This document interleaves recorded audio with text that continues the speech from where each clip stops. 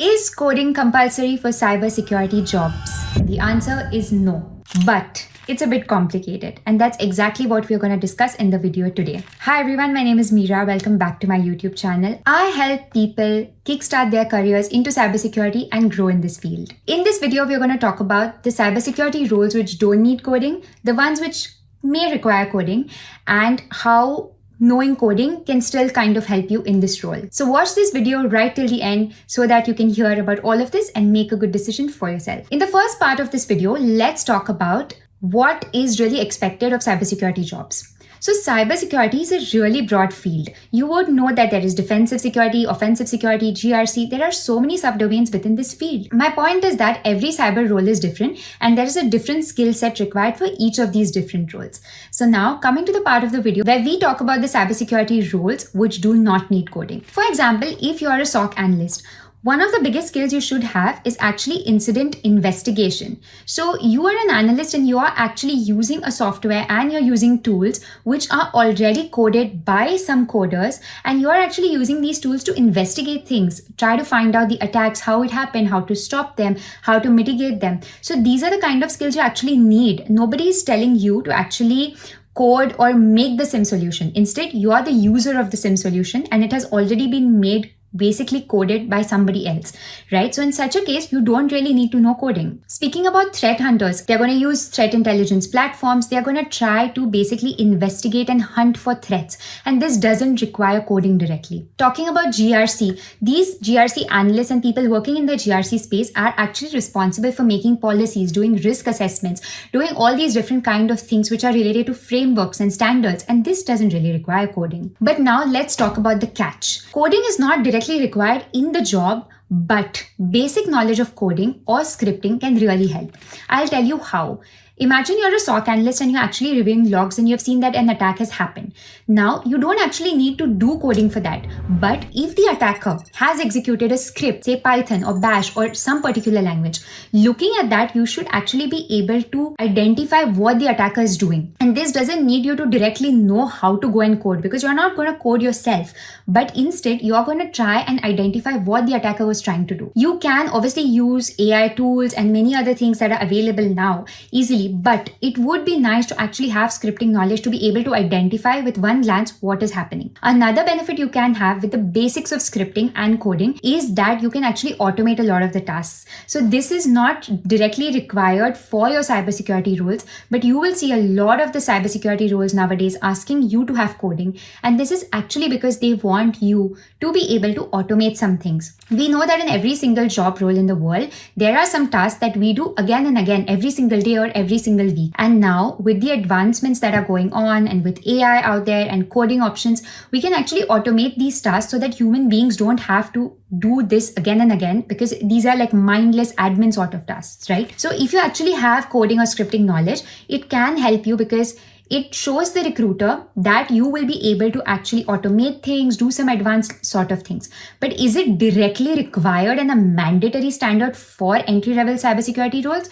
Not really, it is not. Now let's talk about the cybersecurity roles which actually do need coding. These are mainly on the offensive side of things. So penetration testers, malware analysts, reverse engineering, all these kind of job roles actually need you to have good coding skills, because you're going to be writing custom scripts, you're going to try and identify payloads, you're actually basically attacking other machines. So of course there is code that you need. If you're in security engineering or DevSecOps side, you will need coding. You will have to work with code for automation, for securing the software. In case you're someone who's building digital forensics tools, in that case also you would need it. So basically, so far we have established that coding is not compulsory in cybersecurity roles, but instead it is compulsory only in the offensive side, and that also a few roles. And in the defensive side and any other role in cyber, it's kind of good to have and not a mandatory standard. If you have it, your CV will stand out. Things will become better for you. You can become a better analyst.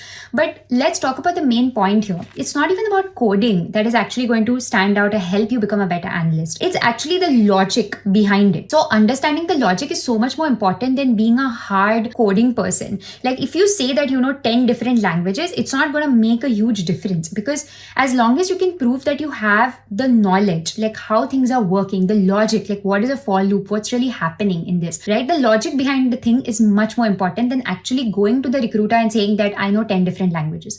Even if you know one or two, that is fine, and you do not have to be the best in that. There are very, very few cybersecurity roles in which during the interview, they're actually going to tell you like, okay, I'm giving you this code or this use case, please code this and show it to me. That doesn't really happen in cybersecurity roles. If you go for an offensive security role or a defensive security role, they are going to ask you a lot of different questions about networking, cybersecurity attacks, about operating systems, about, how is detection, how is monitoring done, about these kind of things. And the questions related to coding and scripting is going to be very less. They'll probably ask you what are the languages you're comfortable with, what have you coded in the past, how comfortable you are with it. They're just going to try to identify that. And if you have that skill and you're good at it, of course it's a win-win. It's not a loss. It's a good knowledge you have. But if you don't have it, it's not going to impact things that much, because you need to have the skill set required for that job. If you're going for a SOC analyst role, and let's say you're amazing at incident detection, investigation, MITRE ATT&CK framework, how a SIM works, use cases, all these things. And you don't really know coding, but you know very basics of Linux, Linux commands, how it's working,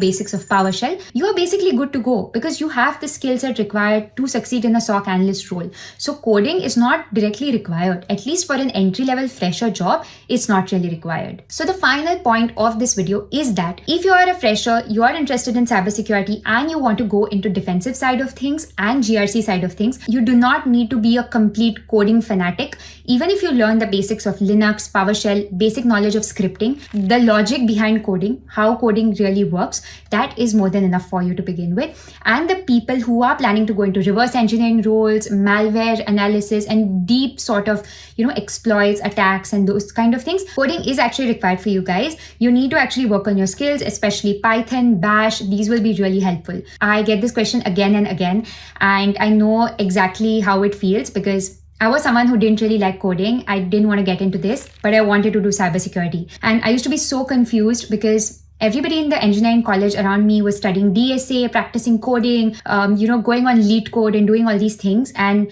I didn't want to do that because I didn't like coding. So my biggest question was like, do I need to do these things for cybersecurity? So anybody out there who's in the same boat and thinking you need to know coding for doing a cyber job, don't get disheartened. If you don't like coding, it's okay. You do not need to actually force yourself to do it, because I believe that if you force yourself to do it when you don't like it, you are anyway never going to become the best at it. So you might as well explore the different domains in cybersecurity, see what you like. If you like something that needs coding and you're prepared to learn for it, go ahead. That's a great skill to have. You should work on it. But if you're someone who's like, I hate coding, I don't want to do it, it's fine, because there's so many options in cybersecurity for you that you don't need to be a complete coding person. Instead, you can spend your time learning the basics of commands, Linux, scripting. All these things will make you an amazing analyst, and I'm sure you can have a good career in cybersecurity. So basically, don't let the fear of coding stop you from entering cybersecurity. There's a lot out there in this field for everybody and all kinds of people. So make sure that you do your due diligence, find out the different things, and prepare accordingly. I hope this video was helpful for all of you. Don't forget to subscribe to my channel and comment down and let me know if you love or you don't like coding. Thank you so much, and see you next time.